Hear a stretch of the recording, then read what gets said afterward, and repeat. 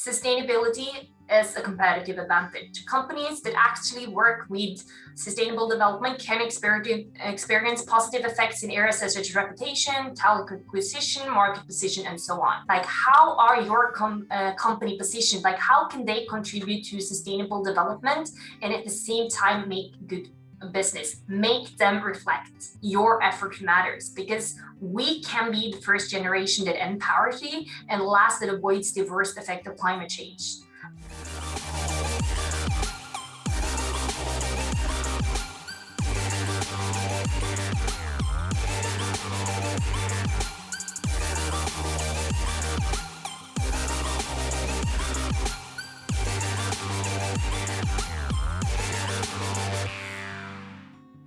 Hi everybody, so nice to see you all for today's session. As I said in introduction, today is about sustainability as a competitive advantage and why you need to know. So first of all, a little bit about who am I. So my name is Tina. Although my name has a hyphen, I usually only use Tina. I'm 30 years old and I'm a manager within advisory services in BDO. So I'm not the manager of BDO in Norway, just to have that clear. So for those of you who don't know, BDO, it's an advisory and auditing firm. We have around 1,700 employees in Norway, around 70 offices, and we're also present in 189 countries worldwide. So we're quite a large firm, and I've been working with this firm for the last almost 5 years. So my main experience is within projects related to sustainability. I do a lot of assessment, analysis, evaluation, organizational development, both for private and public clients. And currently I'm working more and more with sustainability, and it's one of BDO's core resources on the topic, both nationally and globally. And I have a special responsibility in BDO for services where we work together with municipalities and organizations in order to develop sustainable communities. So some of the current my clients, it range from Viken County and Møre and Romsdal County, where I'm working on competency development plans for the entire central administration and KPI analysis of how sustainable they actually are, to Odd, the football club, where I'm working together with their partner network on a, so to say, business school. So for them in order to work on sustainability as a competitive advantage. So that's a little bit about me and what I do in BDO, and a little bit of background for you guys. As I said, today is about sustainability as a competitive advantage and why do you need to know. But I'd also like to say a little bit about sustainability in general. For some of you that might be old news. For some of you there might be some new news. But from my experience, it's always very important to start a little bit from the scratch and make sure that you're all on the same page. So that's the three themes we're going through. It's what is sustainability, how is sustainability a competitive advantage, and why do you need to know? And this is something I usually do for a lot of my clients, is that ask you for a reflection task throughout today's session. So this is something I will bring back at the end, but it's a way to listen, which I very often find very effective. So just for yourself, please feel free to note it down. But I will ask you to think quite closely throughout the session to what did you actually hear? Like, what am I saying? And also, what among what I'm actually saying do you like? And last but not least, based on that, which possibilities and challenges do you see? So that's a quite broad one. But please keep this reflection task in the back of your mind throughout today's session. So I'd like to do a little check-in. Usually, if we were in a physical room, the way I would do this, I would have the boxes that you can see around me. I will spread it all through the venue, and I will ask you to go around the floor, look at the goal, stand by the box, talk to the fellas. But now we're digital space, and I would usually do a Menti. However, since we're not that many present, I would like to just ask you straight up, which sustainable development goals, as you can see from the boxes here, are you passionate about and why? So is there anyone among you that would like to share with the rest? Anastasia, please. Yes, thank you. Right now, I've just finished working on my first project, which was in collaboration with the Swiss Embassy here in my home country, in North Macedonia. And the project was about quality education, that sustainable goal. I am really passionate about quality education, especially now during the pandemic, because we know that we all moved to online learning, and some people think that online learning is not as effective as it was, and some people don't have access to digital, to laptops, to computers.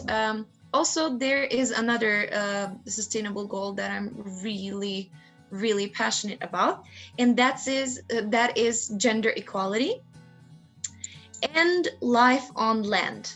These are my top 10. No, top 3. Yes, thank you. Thank you so much, Anastasia. Sverre, I see you raised your hand as well. Please share.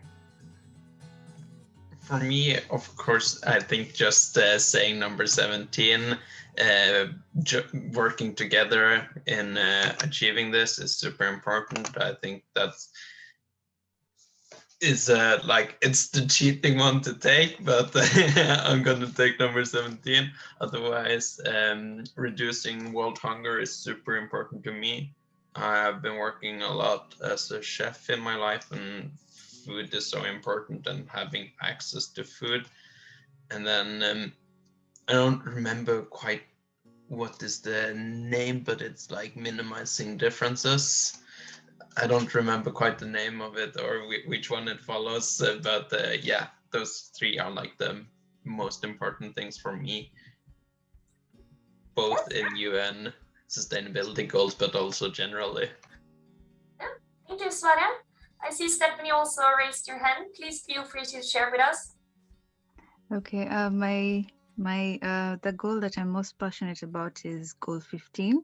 Specifically 15.3, because that's my area of expertise. I aim to be an expert in dryland restoration, conservation restoration, and also goal number 2, zero hunger, and goal 13, climate action. Yeah. Yes, thank you so much, Stephanie. Anyone else would like to share with the group? No? Then thank you to the ones who shared. I'm very happy to hear your thoughts and insights. And this is something, as I said, that I always do when I do this presentation for work. And a lot of time people ask me, why do you actually do that? Like, why do you want to do this? And you're talking about competitive advantage in companies, and why do you ask individual for their passion, like what they're as an individual are interested about? And it's about this. It's because a lot of research, especially within change management and development studies, if you want people to act differently, you need to make them feel something. Because when they feel something, they start thinking, and when they start thinking about something, they're doing it. So that's something we always do within this presentation, and there's a reason why I also want to hear what you're passionate about, and hopefully this is also some things that could work, and I hope to trigger within you also through this little session. That being said, I'm going to follow my own advice, and I'm going to start with why should we care? And I'm going to talk to you a little bit about sustainable development and the UN Sustainable Development Goals. And the reason why I'm going to start with this is, I guess you, as me, a lot of times we talk about sustainability. We hear it in the radio, we see it in the television, commercials, newspaper, it's everywhere. And if you're going to talk about sustainability, it's important that you kind of have the same foundation, like what are we actually talking about? And also, why should we care? And when I work with sustainable development, we usually work on the UN Sustainable Development Goal as a framework for the way we're working with companies and organizations. So I'm going to start a little bit, because you see sustainability everywhere. But why is it so important? Why is this so in the limelight right now? A lot of this is to the global guidelines that we see. We see the UN Sustainability Goals, although it was back in 2015, I will say, at least from my experience, it's been for the last 2-3 years, but they really have been put into the limelight. We also see here in Norway, especially for companies and for organizations, what's happening in Europe with the European Green Deal and ambition to become a climate neutral continent by 2015 is actually it's actually giving this a lot of limelight. And also, especially with the taxonomy that's currently being worked out with the classification system to actually define activities, economic activities, like what is sustainability and what is not sustainable. And these things are actually starting to change the companies and the organizations' way of just living and developing, because it puts sustainability in the limelight. That being said, sustainability is not something new.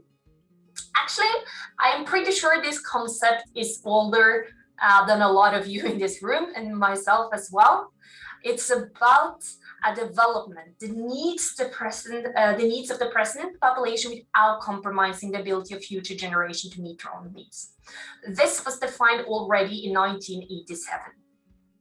So it's not something new. But in addition to all of the regulations and the guidelines that are coming, one of the reasons that we really feel the focus on sustainability today is that we need a sustainable shift. And why do we need it? It's this. This is, for me personally, like the scariest picture I see, because this is the day in 2019 where we as a global population used as much resources as the world is able to reproduce in 1 year. It's the World Overshoot Day. You can put it in another way, say that you were only paid salary until the 29th of July, and from that day and out, you will have to live on your MasterCard. Not very sustainable. Said in another way, if everybody continued to live like this, we would need 1.75 Earths. That's crazy. We also see some changes as a result of the COVID-19 and the way they are doing the calculations. You will see that we actually have a little bit of a progress in 2020. The dates has been moved to 2020, 22nd of August. But at the same time, we do know that the COVID-19 pandemic has set back the development and the progress on the SDGs tremendously, especially for the poorest part of the world. So although we have this kind of success in one place, we really don't have it in other areas, which mean that the trend that we are seeing is not a sustainable trend. And still, we would need 1.6 Earth. And I also really often like this, because sometimes we get up on our high horse and believe that we in Norway, we're so good at this. But if everyone wanted to live as an average citizen of Norway, yeah, I see some fingers. Anyone? Yeah? How many Earth would we need? 3.6. And you and I, we both know we only have one, which is why we see this. We see these global trends. We see the consumption and waste increase. We see the extreme weather. We see the sea level rise. We see the non-communicable diseases that are spreading. We see a lot of global trends. We are actually feeling the changes on our body. Before the COVID-19, like if we go back to January 2020, the huge news was about the wildfire in Australia and how the biodiversity was just, being lost due to the wildfires. So we have the extreme weather, and now we have the COVID and the pandemic, and we see this, that the climate change and the global trends, they don't have any borders. And this is why the Sustainable Development Goals are so great and why it's so important, because these are our common plan or roadmap for how to actually eradicate poverty, to change climate change, and to reduce inequalities within 2030. You can see this is 17 goals, but it's also 17 ambition and 17 hopes on a better future, on a sustainable future. And every country in the UN has decided that this is something that we need to work on. And this is also when we talk about sustainability, going a little bit back to the example of the COVID-19. It's important that when we talk about sustainability, you have the 17 goals as a framework, but you also have sustainability as a three-dimensional concept. So we need to understand that it's the balance between these three that decides if something is sustainable. You wouldn't say, yay, climate is we are using less resources, but we have a pandemic and people are dying and companies are going bankrupt and people don't have a place to live. This balance, but at the same time, it's also important, and this is one of the models that I really like from Stockholm Resilience Center, which you kind of see it as a combined concept. So you kind of need the biosphere in order to provide a society in order to burst the economy, and altogether the cherry on the top, as Sverre was mentioning, there's a goal 17 that you can't kind of escape from, that you really need. It's the partnership for the goals. So it's important to also know the 17 goals, but it's also to see these three dimensions and to understand that it's the balance and that determines when we talk about sustainability. I will just very shortly give you some examples on the dimensions and the goals that are here. So these are based on the Stockholm Resilience model, where you can have both where you're talking about more than just climate change. You're talking about more than the CO2 emissions. You're talking of preserving life below water, life on land, sanitation. It's a lot broader, and it's important that you need all of these as a stable or a biosphere, as a kind of like a fundament for people to live. So when people or companies are working with this, they can do a lot of things. A lot of companies choose SDG 14 as something they would like to contribute to. And they are working on reducing ocean plastic. They are working on promoting life below water and initiatives that helps preserve the life below water. And a lot of collaboration, and especially for Norway with such a long coastline as ours, this is a very important goal. However, worldwide, when we are surveyed about what people find the most important, both people and companies, this is the least favorite goal.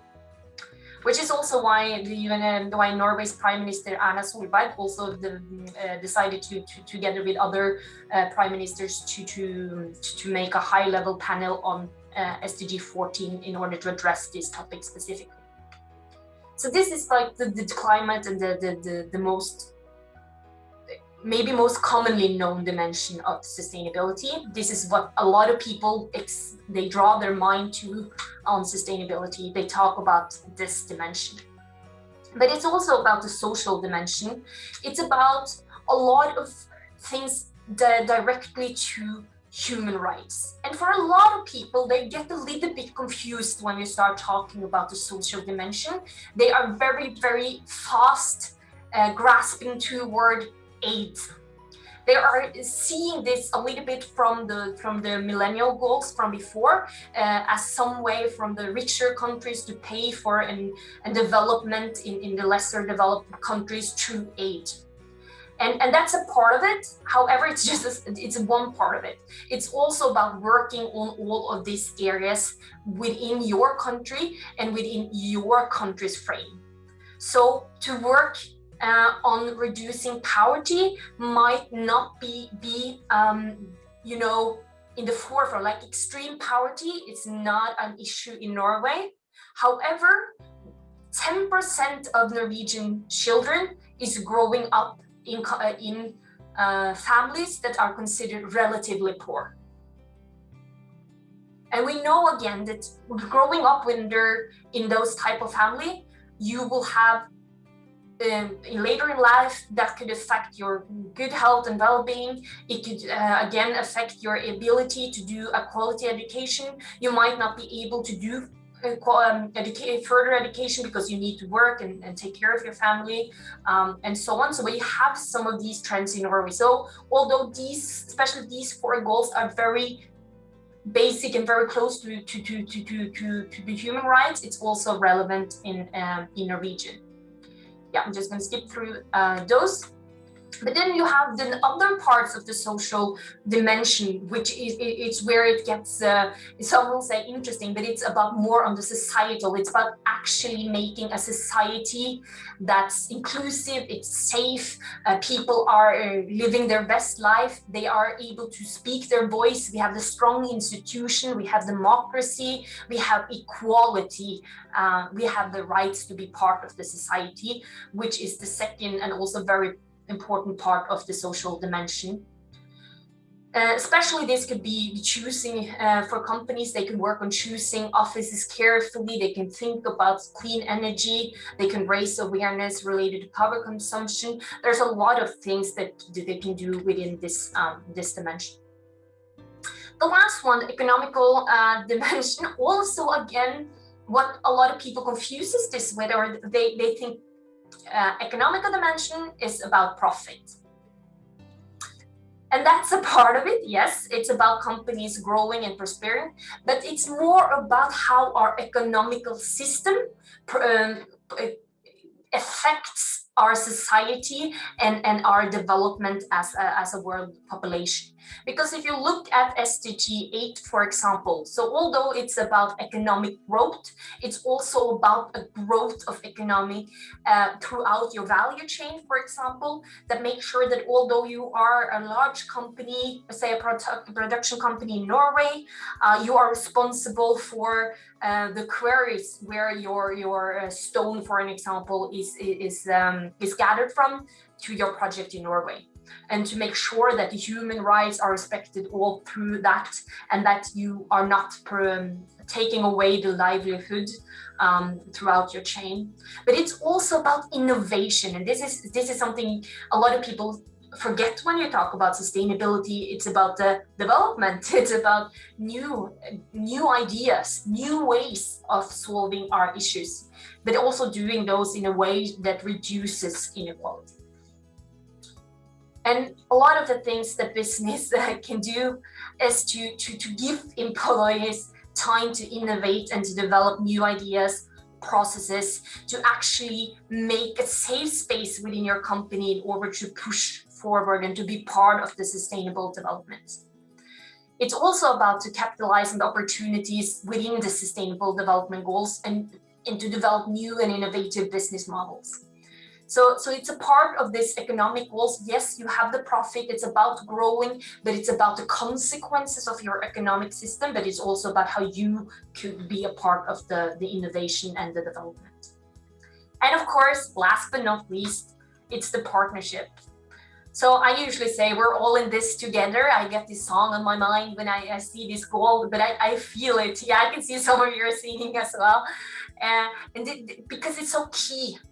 And this is one of the largest changes from the millennial goals, which was the predecessor of the SDGs until now, is that everybody can do something.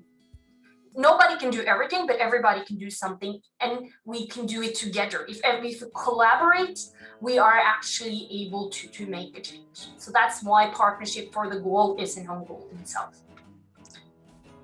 So that was just to give you, it wasn't that brief, but just a little of an introduction to sustainability, to make sure that we're talking about the same thing, so that when I start talking about sustainability, a competitive advantage, I don't see all of you go like this, go blank, because that can happen. It happened a lot of times in a few of my first seminars with some clients, I can look over the room and I can realize we're not talking about the same thing. But given that we now have the same understanding about sustainability, I like to take us to the next part, sustainability as a competitive advantage. But before doing that, I'd like to ask you guys, what do you believe? Do you believe that sustainability is a competitive advantage for companies, and why or why not? Anyone who would like to share their thoughts or reflections on this with the rest? I would like to share. Yes, I am somewhere around 50-50 about this question, because I believe that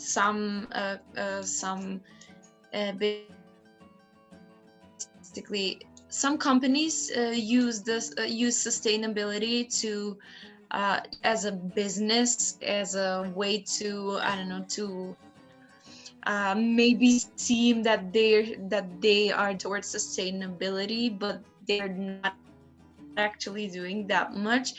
And some are just using it. I'm sorry, by the way, if my internet is unstable.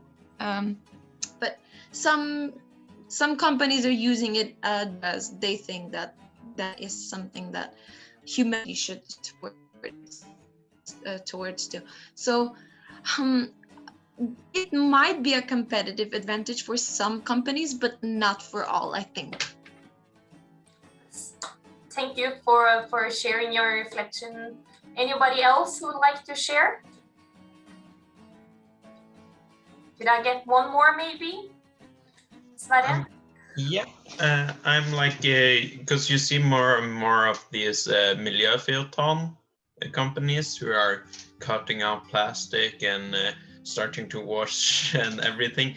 And as being part of a canteen who was really into this, we started saving quite a lot of money by just making sure people wash their hands instead of using napkins, started using more environmentally friendly tools as forks and things made of tree if they couldn't use and we actually were saving money. It's because of course they were getting cheaper at this time also, and you were getting more options for environmentally friendly, but all in all we were saving money and we were participating as a miljöfyrtån, which was nice.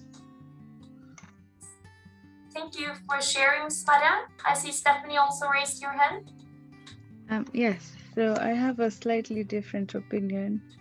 I feel like it can be competitive in certain industries, but in some industries it's not an advantage, it's actually a handicap. Because there's some industries where when you introduce the concept of going green or anything that is supposed to be environmentally friendly, they experience a lot of loss in profits, and then that's when you find some companies downscale a lot. So I feel like sometimes it works, but in other times there are significant trade-offs. So I think it's good for the environment, but for a huge population it's not that good, especially economically. It's not. Yeah. There is something I just would like to add, I'm sorry, to Stephanie, because I completely agree with what she said. And there is also this huge problem about how, for example, I know that in Norway, I'm lagging a bit. Okay, I'm sorry. I'ma just write it, no, okay.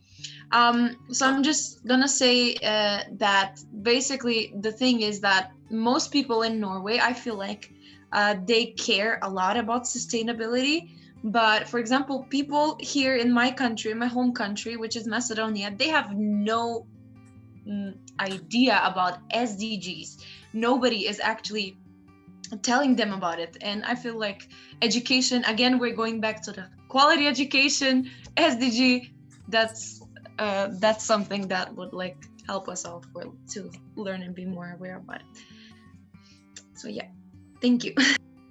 Thank you for your reflection. Do you still have a hand, Stephanie? Would you like to comment on something else?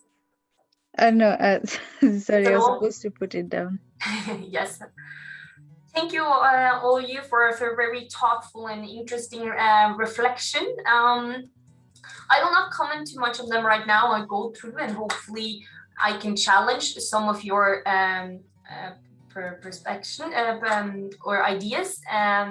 And also please feel free to challenge mine. So let's a little bit go into this topic of sustainability as a competitive advantage. So how can sustainability be a competitive advantage? When we talk about sustainability as a competitive advantage, we talk about direct and indirect effects that company experience related to reputation, factors on production, access to workforce, capital, position as partners, risk reduction, and so on, that are an effect of their sustainability work. So then when we are talking about a competitive advantage, this is what we mean. So for some, it can be a direct line to profit, but it is also this indirect towards these other topics that can be more or less tangible. So to give you some examples of on how it can be a competitive advantage, looking into reputation. So this is about, oh, I see. See, I forgot to change some of my underlines here, but this is about how people perceive you, how the customers perceive you as a company. So Tina, this was from 2019. I'm sorry for all of the examples being in Norwegian, but I'll share them with you. Where they're very concerned about how we perceived Tina as a brand. It's the milk cartons, it's all of these milk products, and that they are very concerned and they won this award on how they are perceived. But it can also go the other way, and especially as you were looking at people, the concept of greenwashing, or companies trying to present themselves in a way that's more, that they are doing more than they're actually doing. And H&M was one of these companies. They were actually convicted by the, I'm sorry, Forbrukertilsynet. Right now I forgot the word in English, I apologize, but the ombud, that it's actually looking over how companies are presenting themselves, not doing falsely advertising and so on, because they did their conscious line where they said it was sustainable, but they actually weren't sustainable, and they have a lot of issues throughout their value chain. However, H&M still not being really, really good. They are still taking steps that are huge and are doing good things on different parts, and also having the focus on it throughout their stay. But it's also, as Stephanie was pointing out, that in some industries, there are some, in the industry itself, there are some issues or it will cost more to be more sustainable. And that's why some company isn't doing it. But at the same time, I'll come a little bit back to that. Because it's also about the factors of production. Like, how are you actually producing something? And then you have, for example, you have Trondheim. This is a powerhouse, which is actually a house that built to produce more energy than they actually use. So throughout this powerhouse, and they are popping up other places in Norway as well, actually one in my hometown as well, and I'm working with that company in another sustainability project. And what they're seeing is that they can power their house, but they can also power a kindergarten next door. They can do the garage, and so on. So we are starting to be positive, like we're building so we can use our resources more efficient. And this is maybe my all-time high example, because I'm pretty sure you, as me, has been in the store. It's Saturday, you want to buy a bag of chips, you see this huge ass bag, and the chips inside is basically like this. So why do we need all this plastic? It's absolutely no need. So there were some companies and chips producer. They did two things. The first is that they started to see, do we really need it? And also a lot of the market started to say, like, why do I don't need, I want, you know, I'm just going to get these chips anyway, and everybody knows it, so why do you need this huge bag? So they started to shrink the package, which also means that they actually, the cost of each package was lower. But they also got more package of chips in each container, which means that when they had the trucks of chips, they had more bags of chips in each truck. So they had more chips going to the store with each drive. And in the store, they could go fewer times from the storage and to the shelves because they had more chips in each container. Very, very, very small changes and small things in each part that made a huge difference. And you also see the skyr yogurt. You might have noticed, I guess a lot of if you're students, you definitely have been eating the skyr yogurt. How they before had this high plastic lid, which now it's shrunk because the consumer said, I don't need that extra plastic. And they cut costs, and they also made the consumer happy. The other thing that this bag of chips is showing is that you see the silver and the white. So the white plastic bag is actually 100% plastic. There's nothing else in it, which means that it's recyclable. Most plastic chips bag, or you think it's plastic, it's not recyclable. So that's some of the changes they're now doing, and they're going to also reuse the plastic. So huge changes that on the factors of production that also affect how the consumer are seeing them, but also cut cost for them totally. And also, of course, the highlight here being a contributor to the sustainable development. It's also about access to workforce, and I really hope you guys agree with this statistic. But it's a few years back that they were surveyed, and they found that 67% of workers worldwide, they want to work for companies that take responsibility for sustainable development. And within my company, I also do a lot of recruitment, and I can see this really, really changing throughout the last few years. I don't think for the last year, I haven't been in one first-time interview with a student where they didn't ask us, what are you guys doing on sustainability? Like, what are your focus on? How is the gender balance? How are you Fyrtårn certified? A lot of this, and we also see it, and the companies know it. They know that if they want the biggest brains, the highest talent, the most engaged workers, they need to focus on this. In this project, one of the projects I currently have with Odd, the football club, one of the companies that part of that, it's Veidekke, asphalt. So they are the one they are doing the roads, for example, or they're working with asphalt, which I don't remember, I'm sorry. They're working with this, and like one of the guys said, well, it's not a very sexy topic to say you're working with. But they know that this is very exciting, and they are working on doing environmental friendly, looking into to new ways of making this, making it, and there's a lot of interesting things going on. And for them to continue to get bright minds joining their company, they need also to have this focus, in which one of the reasons why they're in this project. It's also about the access to capital, and this is when it starts to get really, really interesting, because a lot of the things we talked about now is reputation, not so tangible, factors of production, very tangible, access to workforce, yes, you can kind of feel it, but you know. But when you're starting to access the capital, and then we're back to the taxonomy, for example, and the EU Green Deal and the trends that are coming from Europe. Because what we are seeing now is that regulations are actually affecting who gets financial, who gets loan from the banks, who gets part of the credit process. It's also affecting individuals. So this is the DNB, the large Norwegian bank, who actually denied loan to companies who use plastics at one time, like so for cups and straws. And now, as some of you might be aware, it will be illegal in Norway from the 1st of July.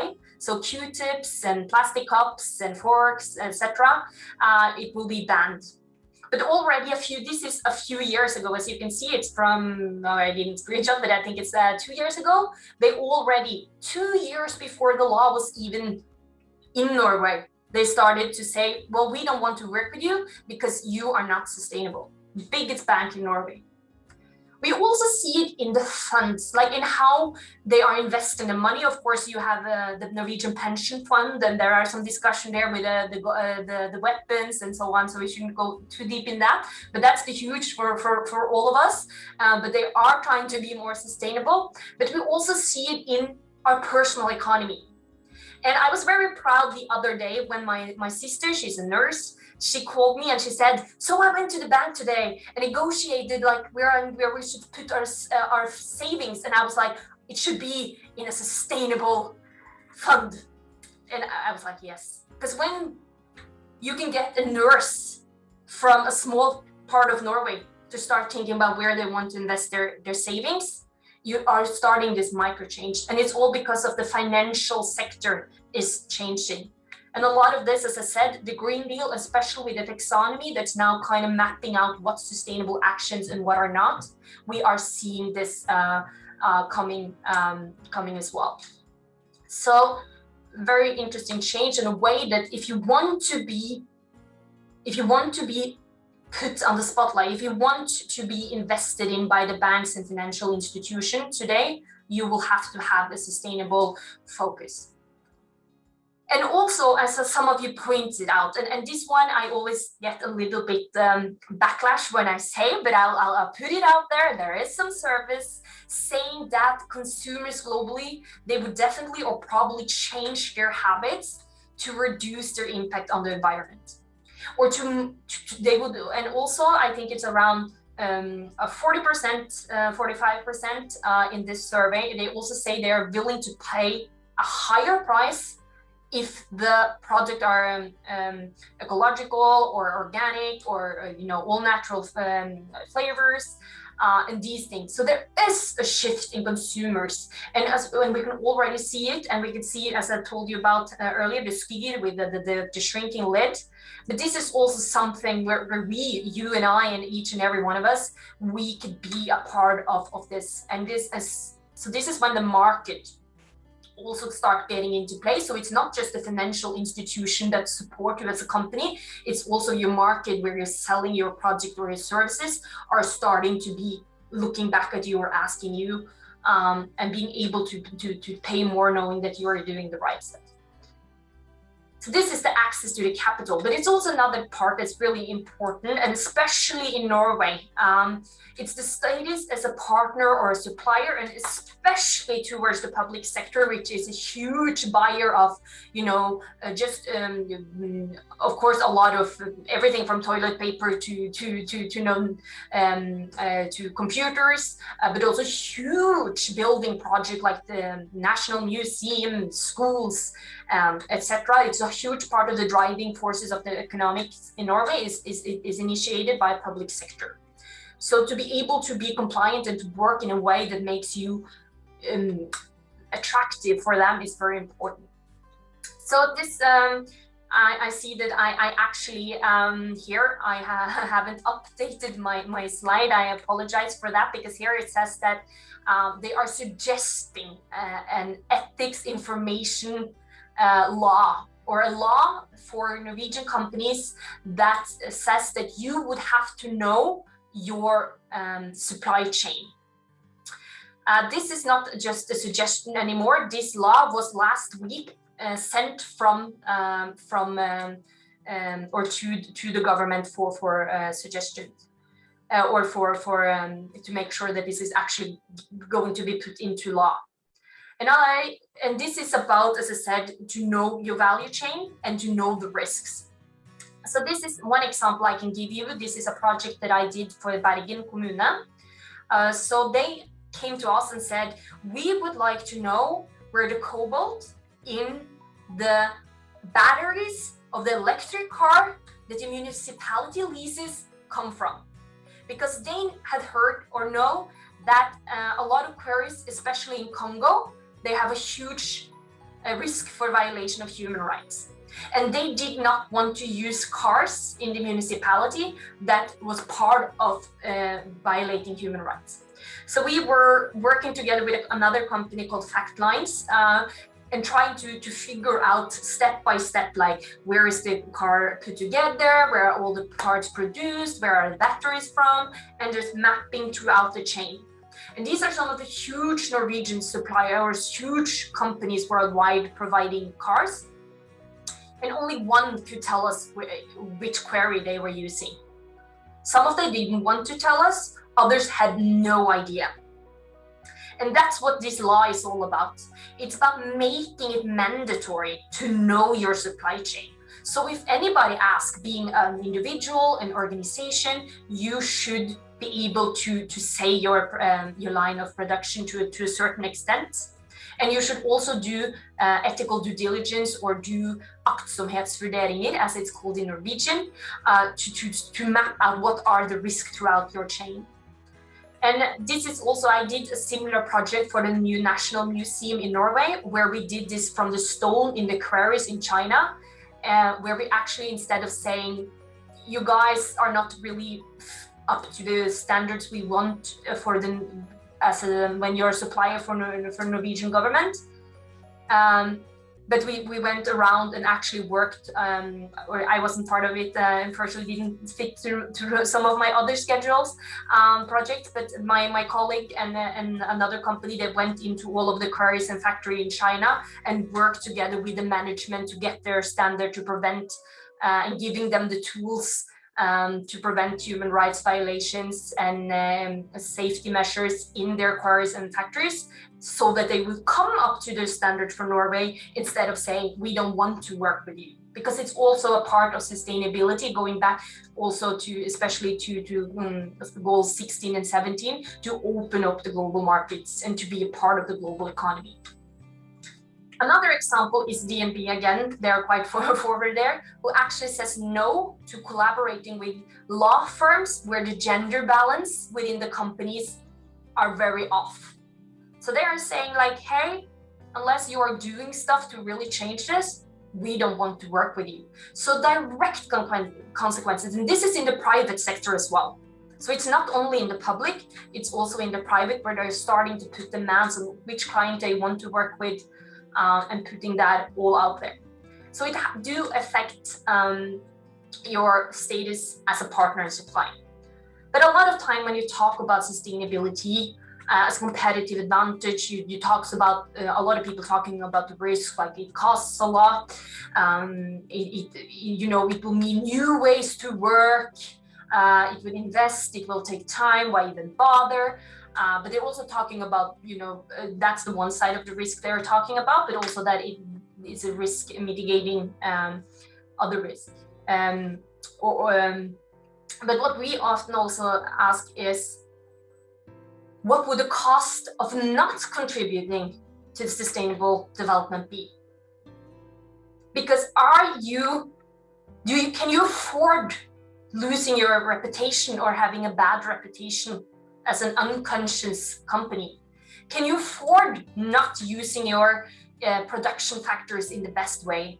Can you afford to not access to get access to the best minds, the best workforce? Can you afford not getting access to the capital, or afford to not have the status as a preferred partner supplier?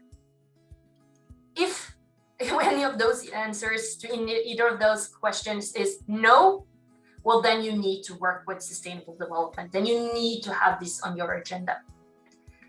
And I'll just also say that then is the cool thing, because when you look into the research, because a lot of you guys might have heard like 2 out of 3 Norwegian top manager, they believe that they need to work more environment friendly in order to operate profitably in 2030.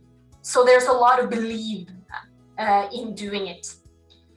But it's also cool because the research throughout 70 years or since the 70s actually show a positive correlation between ESG focused and financial performance. So there is evidence in the research throughout time that having these kind of focus actually, when we use profit and this indirect way of thinking about competitive advantage, there is a positive correlation. So yes, sustainability is a competitive advantage, I would say. Which brings us to one of the things that really is in key right now, and it's crucial. It's for each and every company to ask themselves, how are we positioned? How are we positioned to be able to take sustainability into our company in a way that make it a competitive advantage? And going into how to take it from just this greenwashing into to make it trustworthy and to actually make change, it means a lot more than just, you know, doing a miljöfyrtårnscertifiering. That's a very good first step, but it needs to be a core of your business model. It needs to be integrated. I will not go into that topic now. That would be a totally different session, and if anyone interested, we could go, of course, chat on that topic on another occasion. But now it's just about understanding sustainability as competitive advantage, and that we need to get the companies to ask themselves, how are we positioned to actually work on sustainability, not only because it's the right thing, but also because it could be a competitive advantage for us. So this is a little bit of my outro of this session, because why do you need to know this? You guys are sitting here, why do you need to know about sustainability and sustainability as a competitive advantage? For me, it's quite simple, but also quite difficult, because it's about the fact that we can be the first generation that ends poverty and the last that avoids the worst effect of climate change, meaning that each and every one of our efforts matter. However, our individual efforts can only do so much. It's about the collaboration. It's about working together on national and local and global level. And it's about getting the companies on board. It's about getting them to understand that this is the right thing to do, but also by understanding that it's the right thing to do, they can also be profitable. It could also be beneficial for them, and to understand them. So why do you need to know? Because you need to go to your employers, either your current or your future, and to ask them the question, how are you positioned? What are you guys doing to be part of the sustainable development? And how can you work on not only doing it for the right thing, but also doing it in a way that drive your economic bottom line? Because if we ask this question, this statement might change that we were the first generation that ended poverty, or we were the generation that ended poverty, and we avoided the worst effects of climate change. But we need to get everybody on board. We need to get the companies, and that's why you need to know that sustainability is a competitive advantage. That was, from my perspective, what I wanted to tell you about today, about what sustainability is and what it is about, and how it's about or how it can be a competitive advantage, and why I think you need to know. Lastly, I will ask you to think back to the reflection task that I launched at the start of the session. And I would like to know if you would like to share, like, what did you really hear? Like, what were I actually saying? What did you like? And which possibility and challenges do you see? Can I ask if anybody would like to share?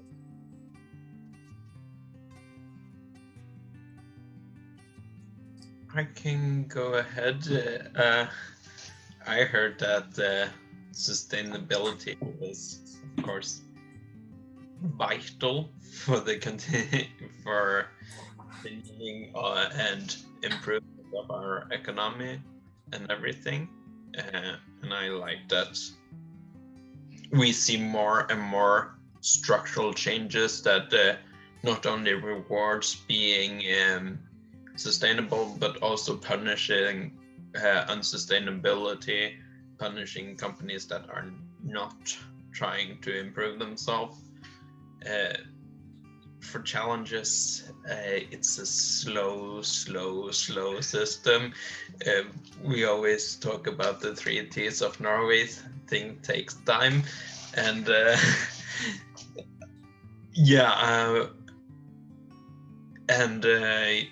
for me, I always see like there is coming the environmental change that are irreversible are coming, and I don't know if it's a fast enough system to catch up before it's too late. And that's threat and something that takes me. Thank you, Sverre, for sharing your reflection. Anybody else? Anastasia, please share. Yes, thank you. What I understood is basically that we're in an emergency, in a worldwide emergency, and we need to take action as fast as possible. We need to spread the word about sustainability. And there is something that came up in my mind about, for example, what possibilities and challenges do I see personally? Since I'm still not, I'm yet not in Norway, I'm gonna talk personally about my country where I live right now, and that is that not many of our politicians actually care about this, like I said previously. So what should be done is something from non-governmental organizations like AIESEC, like the Scouts, like the YMCA, for example. These are the types of organizations that can spread the word. And also the only challenge, one of the challenges is about how to make the politicians care about this, and that is by, for example, by constantly contacting them, trying to get to lobby with them to bring new legislation, like they did in Norway, for example, with the plastic, because here we don't even recycle. And personally, for me, that's a huge problem. Like, I want to recycle, but there's no way we can do that. So I think by legislation, that would be the starting point. So because if it's in legislation, you will make people do that, and people will get more aware. So I think constant lobbying and, let's say, spamming politicians to some extent would help personally. So yeah, what I learned today from this presentation has actually made me realize about a lot of things. It made me think on a lot of different, gave me a lot of different perspectives. And it's definitely so helpful for me to know, for example, what can I do personally as an adult, let alone an adult which is in a group that works for the SDGs. Thank you. Thank you for sharing, Anastasia. Stephanie, would you like to share as well? Yes. Okay. So what I heard is that for the whole world to live a life that is akin to Norwegians, we'd need 3.6 Earths, and that is actually very surprising. It's mind-blowing even, because I'm very new to Norway, and the standard of life here is I would say, by comparing to where I'm from, spectacular. It's almost unimaginable. That's the best way I can describe it. From where I'm from, no one can possibly imagine that a place like this exists. So to require 3.6 Earths shows like just how bad the situation is, and there's an urgent need to become more sustainable in the resources we use, how we use them, how we obtain them. That's important. And then you also mentioned that managers foresee that we should switch to a sustainable economies by 2030. It might be a prerequisite, I guess. So in that time frame, that's just a few years to come, and basically we're out of time. So if I was to translate the same information to the developing world, there is probably 100 times more work that needs to be done. So it's a serious situation. So what did I like? I like how you argued for the competitive advantage of the sustainable, of being sustainable. And I also like that you mentioned about the European Green Deal with a nice catchy statement, and I've forgotten it. It's like the man's trip to the moon, something like that. I found that really nice. I saw that and I thought that was really, really great. So the European Green Deal, I'm aware of it, very ambitious. It's a really good idea. I honestly think that Norway is more likely to make it happen by 2050. I don't know. But yeah, it's very likely to be achieved, although I can be pessimist sometimes. What possibilities and challenges do I see? I think that sustainability is a good concept. It just can't be translated globally at the same pace. That's what I see. I think that Norway choosing to go plastic free this year in July is very possible. You guys here have the system where you separate trash. I was impressed. I was like, wow. But where I'm from Kenya. So in Kenya, we banned plastic, I think 3-4 years ago. It's a nationwide policy. You can't buy plastic. You can't use plastic. But in those 3 years, not much has actually changed.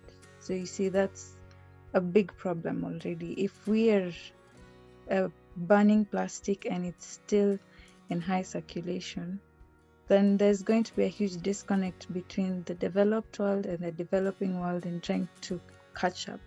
So I feel like it's a big problem. I don't even know whether we can call it a problem, but there's a huge disconnect for the whole world. So Norway as a single entity can make that happen, but globally, I don't think so. Thank you all for sharing your reflections. I really like what you are saying, and I totally you have my support in seeing the disconnect on the world level, and I think that's one of the challenges we see with the sustainable development goals, or especially also the time frame that is launched. At the same time, the optimistic part of me would also say that what I see and the shift that I see when you get the companies also on board, because usually the UN has been working very high level, like on country to country. But when the SDG was launched, it was a very involving process where they invited the young people, everybody who would like to give their opinion to like a huge survey, but they also invited a lot of companies and how they can contribute, because we are seeing that, you know, as you also gave a good example of Stephanie, that sometimes the national regulation isn't enough because people will need to obey it, we need to actually invoke the change. Which is why we will also see that when having the companies on board, I did a project, as I said, for the National Museum, where we were around in the factories and quarries in China, and they said that they did a lot of huge changes because a customer asked. It was already in law in China, those things that we pointed out, a lot of them, because the Chinese labor law is actually a lot stricter than Norwegian labor law. However, it's not every time it's very, you know, followed. But when a company, a global company came and said, hey, we want you to change this, they started changing. So that's why company, both locally and globally, also they could talk another language than just the government, or support the language of the government. But again, we're back to also to the collaboration part. But the optimistic part of me says, as I said, nobody can do everything, but all of us can do something. And it's a little bit of those some things that could be important to the step of doing a lot of things. So yes, thank you. I hope that you find the session interesting, that you learned a few new things, and I hope that you will go out to your colleagues and friends and to talk about sustainability and ask how they're positioned, what are you doing, what can you do, and start a conversation. Because as I said, when you get people to start feeling, they start thinking, and when they start thinking, they start doing. So that would be my message for today. So thank you so much for attending.